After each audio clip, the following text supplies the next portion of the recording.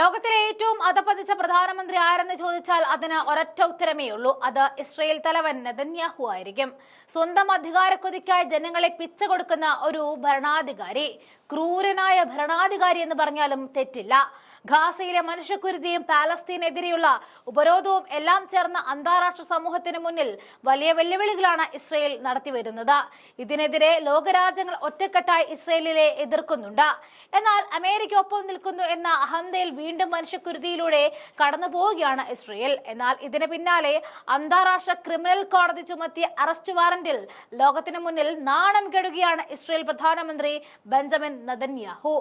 ഏത് നിമിഷവും നെതന്യാഹുവിനെ അറസ്റ്റ് ചെയ്യുമെന്നാണ് ആഗോള മാധ്യമങ്ങൾ റിപ്പോർട്ട് ചെയ്യുന്നത്. നിലവിൽ ഐക്യരാഷ്ട്രസഭയുടെ ജനറൽ അസംബ്ലിയിൽ പങ്കെടുക്കുവാൻ എന്ന പേരിൽ അമേരിക്കയിലാണ് നെതന്യാഹു ഉള്ളത്. അറസ്റ്റിനെ ഭയന്ന് അഭയം തേടി എന്നൊക്കെ ആഗോള മാധ്യമങ്ങൾ റിപ്പോർട്ട് ചെയ്യുന്നുമുണ്ട്.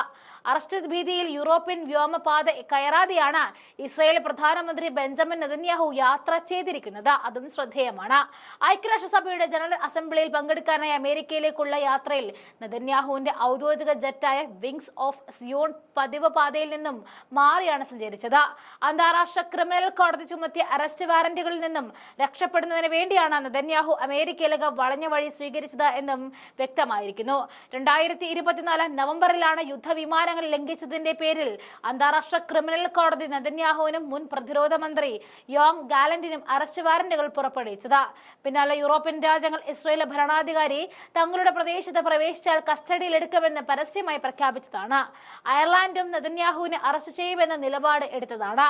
അതുകൊണ്ട് തന്നെ ശത്രുപക്ഷത്ത് നിൽക്കുന്ന രാജ്യത്ത് കാലുകുത്തിയാൽ അകത്താകുമെന്ന് തന്നെയാണ് നെതന്യാഹുവിന് ഉറപ്പുള്ളത്. അത്തരമൊരു സാഹചര്യം ഒഴിവാക്കാനുള്ള ശ്രമമായിട്ടാണ് നെതന്യാഹു ഗതിമാറ്റമെന്നാണ് കണക്കാക്കപ്പെടുന്നത്. സാധാരണയായി അമേരിക്കയിലേക്ക് പോകുന്ന ഇസ്രയേലി വിമാനങ്ങൾ ഫ്രഞ്ച് വ്യോമ അതിർത്തി കടന്ന് മധ്യ യൂറോപ്പിലൂടെയാണ് യാത്ര ചെയ്യുന്നത്. പക്ഷേ ഇപ്രാവശ്യം യൂറോപ്യൻ രാജ്യങ്ങൾക്ക് മുകളിലൂടെ യാത്ര ചെയ്യാതെ ഒഴിഞ്ഞുമാറിയാണ് നെതന്യാഹു യാത്ര നടത്തിയത്. ബ്രിട്ടൻ ഉൾപ്പെടെ പാലസ്തീനെ സ്വതന്ത്ര രാഷ്ട്രമായി അംഗീകരിച്ചിരിക്കുന്ന സാഹചര്യത്തിൽ ഐക്യരാഷ്ട്രസഭയിൽ തീരുമാനങ്ങൾക്കായി കാത്തിരിക്കുകയാണ് ലോകരാജ്യങ്ങൾ. ലോകം തങ്ങൾക്ക് എതിരെ തിരിയുന്നതോടെ ഗാസ വെടിനിർത്തലിന്റെ ആദ്യഘട്ടത്തിൽ 735 പാലസ്തീൻ തടവുകാരെ മോചിപ്പിക്കുമെന്നും ഇസ്രയേൽ അറിയിച്ചു കഴിഞ്ഞു. ഇസ്രയേൽ ക്യാബിനറ്റ് വെടിനിർത്തൽ കരാർ അംഗീകരിച്ചതിന് പിന്നാലെ ഇസ്രയേൽ നിയമകാര്യ മന്ത്രാലയമാണ് ഇത് സംബന്ധിച്ച പ്രസ്താവന പുറത്തുവിട്ടത്. 16നും 18നും ഇടയിൽ പ്രായമുള്ള 25 വയസ്സ് പൂർത്തിയാകാത്ത തടവുകാരൊഴിച്ച് മോചിപ്പിക്കാൻ നിശ്ചയിച്ചിട്ടുള്ള മുഴുവൻ തടവുകാരെയും പേരുകൾ മന്ത്രാലയം പുറത്തുവിട്ടു. 70 സ്ത്രീകളും 25 പുരുഷന്മാരും ഉൾപ്പെടെ 95 തടവുകാരെ ഞായറാഴ്ച മോചിപ്പിക്കുമെന്നും നേരത്തെയുള്ള പ്രസ്താവനയിൽ മന്ത്രാലയം അറിയിച്ചിരുന്നു.